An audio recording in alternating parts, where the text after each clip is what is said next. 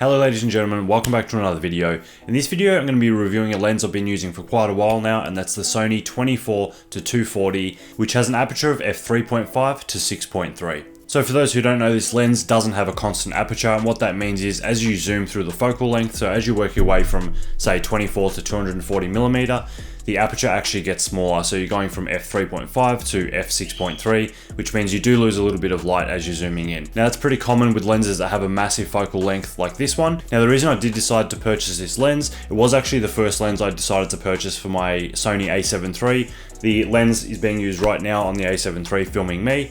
The reason I decided to buy this lens is just purely because of the massive focal length. So you've got from 24mm all the way to 240mm. It's an awesome lens for just walking around. You can do so many things with it. You don't have to be changing lenses all the time, and it's just really versatile because you can be shooting portraits on it, and then you can use telephoto style, zoom in, get some close-ups of something. So yeah, that's the reason I bought it for my first lens, because I just wanted something that could cover everything. After I bought the body of the camera and a few other things, the expenses started to mount up a little bit, so I didn't want to be buying, 3 or 4 different lenses. So just to begin with, I did buy this 24-240, and so far I've been really happy with it. So I'm not going to go into the full crazy specs of the lens. You can find that stuff plenty of places on the internet, but it does have a 72mm filter thread, which I use plenty of ND filters and things like that on. I said earlier, it does have an aperture of f3.5 that does go all the way to 6.3 when you do zoom in. So it's not the fastest lens, being f3.5 is the minimum aperture. So it isn't the fastest lens, but there are compromises obviously when you do have such a long focal length or such a, diverse focal length. Now this lens also has Optical Steadyshot, which is pretty good for keeping, the shots a little bit more steady when you try and take photos and videos. I'm also happy to report that the autofocus in this lens is very fast for both photo and video, and it's extremely accurate and rarely misses the mark. The huge focal range of this lens has saved me many times and has allowed me to always get the shot, whereas if I was using a prime lens or a lens with a smaller zoom range, I may not have been able to get the shot quickly and potentially miss the moment altogether.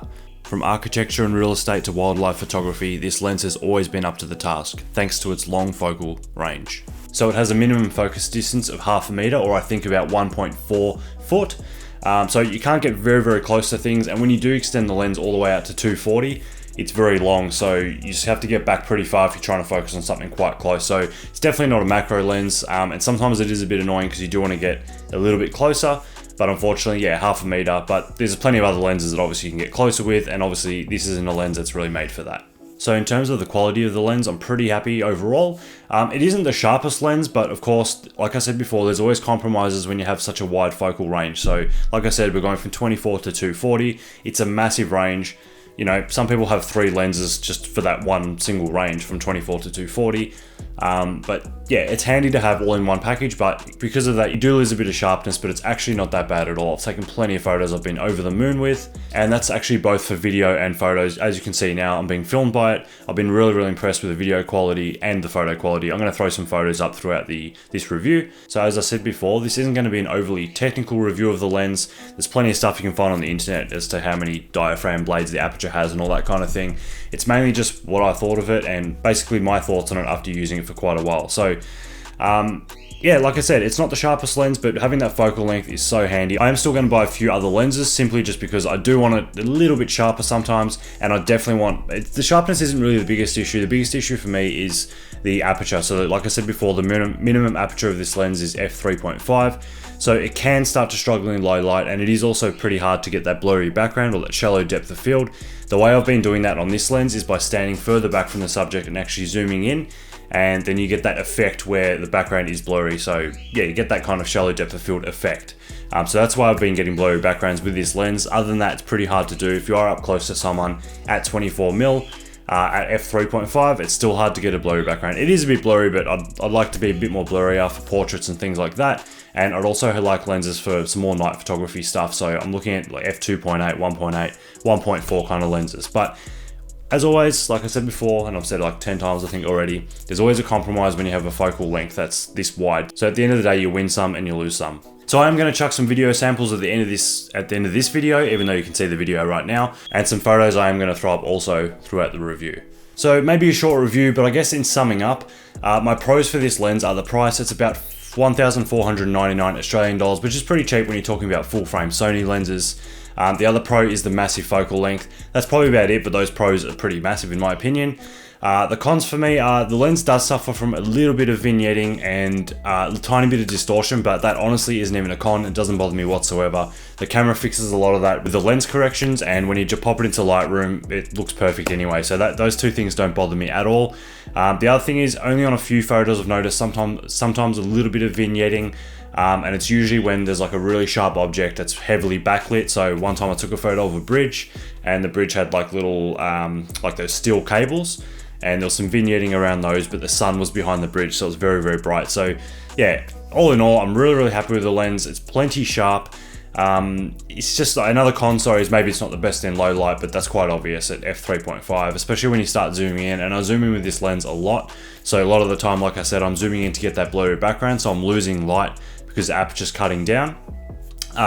So yeah, it's not the best lens in low light, but I've taken plenty of photos at nighttime, and I'm actually pretty damn happy with them. Considering the A7 III's low light performance is amazing, that's probably what helps this lens a whole lot. But yeah, other than that, that's about it. I'm really, really happy with the lens. I'd thoroughly recommend it if you're just looking for a lens with a massive zoom range. It weighs quite a bit. I think it's around 700 or 800 grams, something like that. So it weighs quite a bit. It is quite a large lens in the hand. But it's great for traveling. The weight might be an issue, but it's great for traveling because you don't have to bring 10 lenses or 3 lenses. You can just bring the one lens. You've got 24 all the way to 240. It's not, you know, the widest lens, and it's also not the most telephoto lens, but 240 is pretty damn good. I've taken wildlife photos and everything with this lens. So yeah, highly, highly recommend the lens, especially for the price. If you are looking for something with a massive focal length range, then yeah, don't look past the 24-240. I've been really, really happy with it.